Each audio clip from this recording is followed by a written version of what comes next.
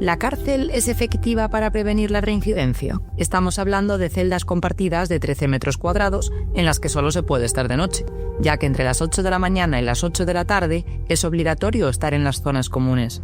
Se desayuna pronto, se come pronto y se cena pronto. Y así de lunes a domingo, de enero a diciembre. Por supuesto, sin móvil ni internet.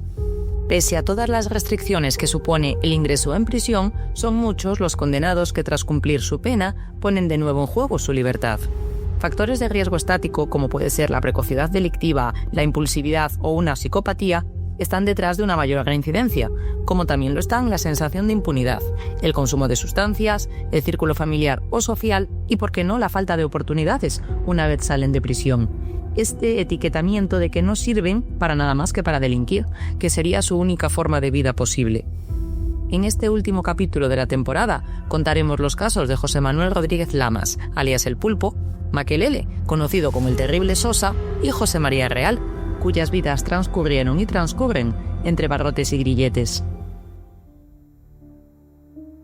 Un reincidente tiene una menor capacidad de inhibición hacia el delito, es más impulsivo y obedecer a la norma le resulta difícil. Por ello actúa con una menor sensación de culpabilidad. No comprenden, a diferencia de otros condenados que no vuelven a delinquir, la advertencia que supone una condena, y poco a poco van creando una carrera delictiva, que puede ir, como veremos, de menor a mayor violencia. Es el caso de Makelele. Este era el apodo con el que se le conocía en Vigo a Jorge Luis Sosa Mejuto, un boxeador, conductor temerario y asesino a partes iguales. Nació hace 38 años en New Jersey, pero empezó a fraguarse una reputación sobre el ring bajo el nombre de George el Terrible Sosa, reputación que él mismo perdió por su temeridad al volante. Excesos de velocidad, conducción ebria, saltarse los semáforos, circular con el carnet retirado, fueron muchos los delitos viarios que Makelele cometió, pero a consecuencia de una de estas imprudencias terminó convirtiéndose en un doble homicida. Ocurrió la noche del 12 de enero de 2008. Makelele, de entonces 22 años, conducía un Audi A3 por el núcleo urbano de Vigo y empezó un pique con un colega suyo, Samuel Fiuza, que iba a los mandos de un BMW. Cada vez empezaron a acelerar más y más y a pasarse uno al otro hasta llegar a la calle Genaro de la Fuente, en el barrio del Calvario. Fiuza iba en el carril izquierdo y Makelele por el derecho. Estaban los dos en paralelo y circulando a cerca de 100 km por hora, cuando la limitación de la vía, que es completamente urbana, está a 50.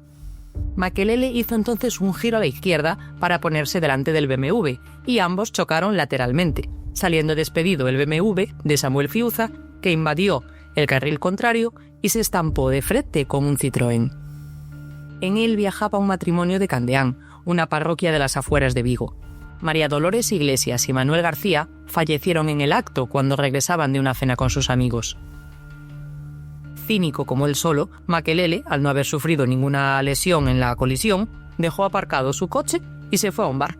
Cuando llegó a la policía, dijo que él había sido testigo del accidente, pero los daños que tenía su coche tras haber tocado el de Fiuza lo delataron.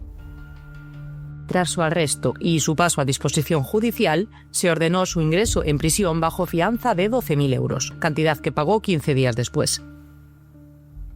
Y no habían pasado ni 2 semanas desde que recobró la libertad que Makelele volvía a ser detenido, otra vez por conducción temeraria. Circulaba sin carné, que le había sido retirado de forma cautelar, y con una tasa de alcohol que triplicaba la permitida. La jueza lo devolvió a prisión. El 17 de noviembre de 2009 se celebró el juicio en Vigo y un mes después salió la sentencia que lo condenaba a 3 años y 9 meses de prisión por un delito de homicidio, por imprudencia y lesiones. Un doble homicidio por imprudencia y lesiones. Poco a poco se le fueron sumando condenas por conducción temeraria y delitos contra la seguridad vial. Para evitar tener que ingresar en prisión, trató de ganar tiempo, recurriendo a las sentencias por el doble homicidio y agotando todas las medidas de gracia posibles, incluido un indulto que planteó al gobierno. Makelele, que tenía ya 25 años, estaba a la espera de la respuesta de su petición de indulto, pero decidió que mejor esperaría lejos. Así que en enero de 2011 tomó un vuelo desde el aeropuerto de Santiago de Compostela a Santo Domingo y allí retomó su carrera como boxeador. Tras ganar varios combates y ver que podría tener un futuro como púgil, se trasladó a Pensilvania, concretamente a la ciudad de Reading. Y llegó julio de 2011, y con él, evidentemente, la denegación del indulto al terrible Sosa. De manera que Makelele tenía que entrar de manera inmediata en prisión. Los funcionarios se personaron en su domicilio de Vigo para notificarle el ingreso en la cárcel, pero descubrieron que Makelele no solo no estaba allí, sino que ni siquiera estaba en España. Al tener la doble nacionalidad, su entrada en Estados Unidos fue muy sencilla y no saltó ninguna alerta porque cuando llegó a América todavía estaba pendiente de ese indulto, por lo tanto no había una orden en curso de ingreso en prisión, no era un prófugo como tal. Así que durante meses y varios años, Makelele se paseó por los rings americanos, participó de innumerables combates, porque ojo, no era malo, e incluso fue la imagen de un gimnasio en Reading, llegando a subir a YouTube sus vídeos y entrenamientos sin el menor remordimiento ni temor a ser localizado. El juzgado de Vigo que lo condenó, al ver que se había dado a la fuga, dictó una orden nacional e internacional de búsqueda y captura contra él.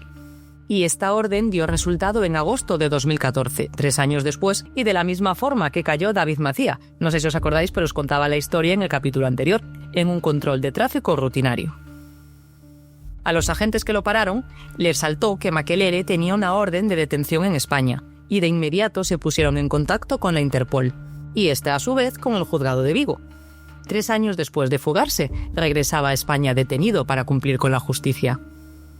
El no personarse de forma voluntaria para cumplir con una pena de prisión no es un delito, al menos no aquí en España. Cuando tienes que ingresar en prisión, el juzgado marca un día o un plazo para que te presentes. Si no lo haces, la policía te va a buscar a casa. Y si al final te has fugado y no te presentas o no dan contigo, ese mismo juez lanza una orden de búsqueda y captura contra ti. Pasa el tiempo, pasan los años y al final te encuentran. Ingresas directamente en prisión, pero eso no te supone un castigo en cuanto a la pena. No te ponen más años, no te incrementan, pero sí puede ser considerado como un agravante o puede dar lugar a sanciones adicionales. Por ejemplo, la imposibilidad de obtener ciertos beneficios penitenciarios, como permisos de salida, clasificación en tercer grado, se te denegaría la libertad condicional, ya que se considera que hay una falta de voluntad para cumplir con la justicia, pero no te eleva la pena. Tanto es que no te eleva la pena que en otoño de 2016, poquito más de 2 años después de ingresar en prisión, Makelele ya era un hombre libre. Y tan pronto puso un pie fuera de prisión, cruzó el charco para continuar con su carrera de boxeador. Pero no solo golpeaba en el ring, también fuera. En febrero de 2018, una mujer, una vecina, del barrio de la Pequeña Habana en Miami, entró en su casa y se encontró con Makelele tumbado en la cama viendo su televisor. La señora avisó a la policía y los agentes fueron hasta el lugar creyendo que iban a resolver o a investigar un robo, pero se encontraron con un asesinato. Al entrar al piso del terrible Sosa, se encontraron con el cuerpo, sin vida, de su padre. Estaba tirado en el suelo, de espaldas, y tenía múltiples lesiones en la zona del cuello. Murió estrangulado. Sosa fue detenido y en el trámite de audiencia para la lectura de los cargos reconoció haber discutido con su padre, pero no reconoció el crimen. Se declaró no culpable. Aún así, la jueza lo mandó a la prisión de Metro West de Miami, donde ingresó de forma provisional sin fianza. Estamos hablando de 2018. Vino el COVID y a consecuencia de la pandemia, su juicio se dilató muchísimos años. Y no fue hasta mayo de 2023 cuando lo juzgaron por un delito de asesinato en segundo grado, lo que aquí es como un asesinato doloso, intencionado, y un segundo delito de robo, ya que después de haber estrangulado a su padre, se coló en la casa de la vecina a ver la televisión. Fijaros si era bueno su abogado, Brian Kirley, que consiguió reducirle los cargos a homicidio involuntario, siendo condenado por el Tribunal del Condado de Miami-Dade a 7 años de prisión, más otros 5 de libertad vigilada. Su pena total conmutará el 31 de mayo de 2035. En el caso de Makelele, nos encontramos con una desviación de la normativa a una edad muy temprana. El no respetar este reglamento viario tiene consecuencias propias, como es la inseguridad ciudadana, pero también las tiene para la propia persona. Y no me refiero, y no estamos hablando, del castigo penal, sino del efecto que las normas y el eco social generaban en él, en Makelele. Es decir, cómo afecta a una persona ser etiquetada como desviada. La propia etiqueta de criminal puede retroalimentar la conducta delictiva, llegando así al concepto de estigma. En la criminología se le conoce como teoría del etiquetamiento. La imagen que se forma una persona de sí misma está influenciada por su interacción con los demás y, por lo tanto, actúa movido por lo que se espera de él, por la visión que los demás tienen de él. Interiorizas lo negativo porque es lo que la gente o la sociedad espera de ti. En el caso de Makelele, ya no resultaba sorprendente o extraño que cometiese un nuevo delito viario, que no respetase la normativa. ¿Pudo esto haber moldeado su comportamiento futuro? Pues es una pregunta que no tiene una respuesta cerrada, pero sí nos lleva a pensar y a reflexionar sobre cómo las etiquetas sociales pueden perpetuar ciclos de delincuencia. En el caso de José Manuel Rodríguez Lamas, más conocido como El Pulpo, el factor de riesgo que lo llevó a la delincuencia fue el consumo de drogas. En la criminología se distinguen dos tipos de factores de riesgo. Los estáticos, que son los que no se pueden cambiar o se pueden moldear muy poquito, por ejemplo, una psicopatía, la crianza, la delincuencia parental. Y luego están los rasgos dinámicos, por ejemplo, tu círculo social, determinados rasgos de la personalidad, como la hostilidad o el consumo de drogas. José Manuel era el hijo único de una familia adinerada o de clase media alta de Vigo. Empezó una carrera delictiva muy de menos a más, de robo con fuerza a secuestro con rehenes a asesinato múltiple. Y con múltiple me refiero a la matanza que El Pulpo cometió en el hostal La Ría, en Paredes, un pequeño pueblo de Vilaboa, que es un municipio que está a las afueras de Vigo, cruzando el puente de Rambe. José Manuel Rodríguez Lamas acabó con la vida de 4 personas e hirió gravemente a un quinto en la citada pensión en un ajuste de cuentas por drogas. Jesús Brea, Mercedes Castaño, Suso y Merchi, que eran como se les conocía en el mundo del trapicheo, y los también jóvenes toxicómanos Roberto Iglesias y Eugenio Riobó murieron en ese hostal. En él también resultó herido grave Alberto Piñeiro. Todo comenzó el 26 de enero de 1997. Era mediodía, sobre las 3 de la tarde. Voy a tratar de que no nos hagamos un lío con tantos nombres. El Pulpo estaba en la habitación número 31 del hostal con Suso y Merchi. Allí se había citado con Roberto Iglesias, y este fue el primero en llegar y también el primero en morir. Roberto y El Pulpo habían sido amigos, pero sí es verdad que ya tenían varias rencillas. Él acudió con un amigo que se llamaba José Pazos, y nada, como siempre, llamó a una de las ventanas, a la que habitualmente se acercaban los consumidores de estupefacientes, y al entrar se encontró con El Pulpo, armado con 2 pistolas. Era una trampa, lo estaba esperando. Tras el inicio de una discusión por una deuda que no llegaba ni a las 100.000 pesetas, bueno, de las antiguas pesetas, y por haberlo amenazado tiempo atrás, José Manuel Rodríguez Lamas disparó a Roberto Iglesias, que cayó al suelo herido. Todavía no estaba muerto, así que obligó a los 2 testigos del suceso, al amigo de Roberto, a José Pazos y a Suso, a acuchillar a Roberto hasta matarlo. A partir de aquí ya todo se desborda. El Pulpo llama a un conocido suyo, Marcial Magdalena, para que venga y se deshaga del cuerpo de Roberto. Lo llevó, se lo tiró a un pozo en Ponteareas y no se descubrió hasta 8 años después. En la habitación seguían quedando El Pulpo, Suso, Merchi, el amigo José Pazos y, por desgracia, pasada la medianoche, aparecen 2 chiquillos que simplemente venían a por sus dosis, Alberto Piñeiro y Eugenio Riobó. Demasiados testigos de lo que podía haber pasado en esa habitación. El Pulpo los encaró, los chiquillos pobres se hicieron los locos, yo no sé nada, no vi nada. Tarde. José Manuel Rodríguez Lamas le puso el silenciador a su pistola y le pegó un tiro en la cabeza a Eugenio cuando éste iba a salir de la pensión. Era la segunda víctima de ese fatídico día. El Pulpo, aún con el arma en la mano, se dirigió a Merchi. Le pidió su dinero y la droga, pero le pareció insuficiente lo que le dio, así que otro disparo en la cabeza acabó con la vida de esta mujer de 29 años. Su marido Suso acabó igual.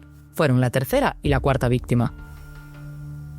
Tras estos 2 crímenes, pidió de nuevo a su amigo Marcial Magdalena que recogiese la droga y el dinero que había en la habitación. Sin embargo, estaba tan asustado que prefirió huir y esconderse en un armario, que seguramente esto haya sido lo que lo salvó. Y también se salvó de la matanza Alberto Piñeiro. A pesar de que recibió un disparo en el cráneo, no murió. El Pulpo lo dio por muerto, pero pudo sobrevivir, aunque con secuelas de por vida. Una semana después, hablamos ya de la medianoche del 4 de febrero de 1997, los agentes de la Policía Nacional ya tenían localizado El Pulpo. Lo esperaron a la salida de un bar en Cabral, una parroquia de Vigo, y al verse acorralado, Rodríguez Lamas sacó 2 armas y comenzó a disparar a los agentes, resultando uno de ellos herido grave. Cuando se quedó sin balas, tiró sus pistolas y, desarmado, corrió junto a los agentes al grito de «matadme, matadme». Al final fue reducido y detenido. La Audiencia de Pontevedra lo condenó en 1999 a 125 años de prisión por los 4 crímenes, también por el de Roberto Iglesias, a pesar de que no se sabía dónde estaba su cuerpo. No sería hasta 2005 que el Pulpo terminó confesando a dónde lo había llevado su amigo Marcial Magdalena, que fue absuelto junto a José Pazos, el amigo que llegó con Roberto, no sé si os acordáis, porque el tribunal consideró que actuaron movidos por un miedo insuperable hacia el Pulpo. Junto a Rodríguez Lamas también fueron condenados 2 personas que le dieron refugio durante los días en los que estuvo escondido, antes de ser detenido el 4 de febrero del 97. El alias del Pulpo se lo ganó en el patio del colegio por su destreza al mover los brazos cada vez que se metía en una pelea. Hijo de una acomodada familia, el joven José, como lo conocían en casa, se hizo pronto un asiduo a la comisaría por atracos a mano armada, trapicheos y robos de coches. Desesperado, su familia le compró una licencia de taxi en Vigo para ver si el Pulpo se rehabilitaba. Los taxistas vigueses, aun conociendo su pasado, le recuerdan como una persona de trato afable. Pero solo un tiempo, el necesario para volver a coquetear con los ambientes marginales y las drogas, culminando con la matanza de Vilaboa. El taxi no era más que la tapadera perfecta para que José, un chofer afable y buen marido, pudiese seguir siendo el Pulpo. Pero la carrera delictiva de Rodríguez Lamas no acaba aquí. Tras cumplir con la pena máxima que contemplaba el Código Penal de entonces, que era 25 años de prisión, el Pulpo comenzó a disfrutar de su libertad en 2023. Y en octubre del año pasado, del 2024, poco menos de un añito, volvía a ser detenido. En este caso, el arresto fue en Vigo, en el barrio de Teis, por un robo en una empresa. Forzó, junto a otro compañero, el acceso de una de las naves y se llevó material informático valorado en 21.000 euros. La investigación sobre carreras delictivas, también conocida como criminología del desarrollo, concibe la delincuencia en conexión con las diversas etapas vitales por las que pasa un individuo, desde la adolescencia hasta la juventud y la edad adulta. Se considera que muchos jóvenes realizan actividades antisociales de manera puntual, durante la adolescencia o un poquito después de la pubertad, pero que las abandonan de forma natural. Sin embargo, aquí, en el caso del Pulpo, tenemos a un delincuente persistente, que tuvo un inicio muy precoz en el delito y que llegó a cometer muchos y muy graves ilícitos durante periodos largos de su vida. En este último arresto, es muy probable que Rodríguez Lamas ya entienda, comprenda o interprete incluso la delincuencia como una forma de subsistencia, tras pasar la mitad de sus 57 años de vida en prisión. Y cerremos ahora el último capítulo de esta temporada con el caso de José María Real López, un vecino del barrio lucense de Fingoy. Tardó solo 2 meses en volver a abusar de una menor tras salir de la cárcel con un permiso penitenciario. Pero esta vez no solo la violó, sino que la mató. Real fue condenado en 1986 por violar a una niña de 9 años. Al lograr su primer permiso penitenciario en 1992, secuestró, violó y mató a la pequeña María del Carmen Rivas López, Maruchi, en Vilalba, Lugo, mientras volvía la pequeña a su casa tras su primer día de colegio. Por estos hechos fue condenado a 56 años de prisión.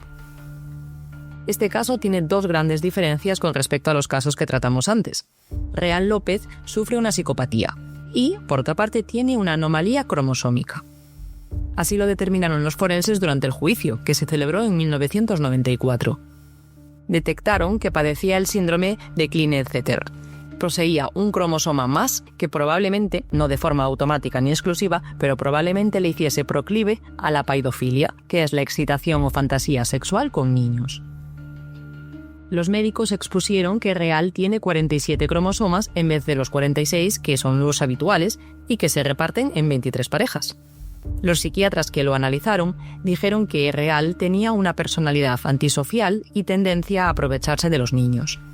A mayores definieron su inteligencia como media o media alta, influida por los trastornos inherentes a la psicopatía. Para conocer bien su historia, hay que remontarse al 11 de noviembre de 1983, que fue el primer ataque a una menor. Encontró a una niña pequeña caminando por Ronda das Fontiñas, también en la capital lucense, y se abalanzó sobre ella. Tenía solo 9 años la niña. Le tapó la boca y le dijo: «Si gritas, te mato». La llevó a un descampado, la tiró al suelo y abusó de ella. El hecho ocurrió a las últimas horas de la tarde, que coincide en tiempo y edad de la víctima con el siguiente caso. Real López acabó ingresando en Monterroso. Casi 10 años después consiguió la libertad condicional. Se la dieron en julio de 1992 y en septiembre de ese mismo año buscó de nuevo a una niña de 9 años a la que asaltar. El 16 de septiembre de 1992 alquiló un Ford Fiesta y en él se encaminó hacia Coiriz, que es una parroquia de la lucense Vilalba. Quizás por cuestiones del destino vio un autobús escolar que hizo parada a la altura de una desviación hacia la aldea de Liñares. Del autobús se bajaron 2 niños. Uno de ellos era Marucci, de también 9 años, como la primera víctima. Real esperó a que el otro niño se fuera y a que la niña se quedase sola. Se metió por una pista un poquito oscura tipo callejón y él fue tras ella. La metió por la fuerza en el maletero de su coche, dio la vuelta en una finca y se fue hacia una zona de un polígono industrial que estaba pues sin gente, sin testigos, alejada y dejando a la niña completamente sola. La tiró al suelo y la agredió sexualmente. Con la niña totalmente inconsciente, le asestó con un machete de los que usan los carniceros al menos 10 cortes en la cabeza. Para dificultar el hallazgo del cadáver, Real lo cubrió con hojas y la roció con ácido para facilitar su descomposición. Pasados varios días, voluntarios de la Cruz Roja dieron con el cuerpo de la pequeña. La versión de Real en el juicio fue bastante distinta de la que se recoge en la sentencia. El hombre, que entonces tenía 31 años, dijo que intentó violar a la pequeña, pero que no lo hizo y que le dio unos golpes no muy fuertes con un machete y que se marchó. Real fue condenado a 54 años de prisión. En febrero de 2014 salió de la cárcel e intentó vivir en la localidad de Almagro, en Ciudad Real. Pero tuvo que marcharse porque la población se manifestó para pedir su marcha del pueblo. Lo cierto es que José María Real López no fue el único culpable, o responsable, mejor dicho, de la muerte de Marucci. Los padres de la niña presentaron una demanda de reclamación patrimonial del Estado por una negligencia de la Administración Penitenciaria al haberle concedido el permiso de salida. Bueno, más que por habérselo concedido, por no haberlo controlado durante su permiso. Real López había viajado e incluso había cometido delitos menores sin que la Administración lo supiera. Sin él en la calle, quizás Marucci seguiría viva. La justicia dio la razón a los padres de la niña y condenaron al Estado a pagarles 20 millones de las antiguas pesetas. Se trata del primer caso en la justicia española en la que el Estado es condenado patrimonialmente a indemnizar al ciudadano por la reincidencia en el delito de personas en situación de libertad condicional. La profesionalización o especialización delictiva caracteriza el modus operandi de Real López frente a la versatilidad de Makelele o el Pulpo. Independientemente del delito, lo cierto es que el castigo punitivo no tuvo efecto en ellos, demostrando una vez más que desde instituciones penitenciarias se debe apostar por una reeducación real desde prisión, y no tanto por la cultura del castigo, del miedo, como forma de reinserción, porque son pocos los delincuentes que temen a la cárcel. Empezar por un buen programa de tratamiento en prisión, participar de actividades y, sobre todo, no desentenderse de la persona una vez cumpla con su condena, permitiría que muchos reincidentes observasen que hay vida más allá de la delincuencia. Y con esto ponemos punto y final a la primera temporada de Fundido a Negro, que espero que lo hayáis disfrutado tanto como yo contándola. Y como decía un programa muy antiguo de la televisión de Galicia, todo bo remata, socios, ata aquí por hoxe, pero mañá máis e mellor. Más que mañana, el 19 de mayo volveremos con la segunda temporada. Muchas gracias a todos.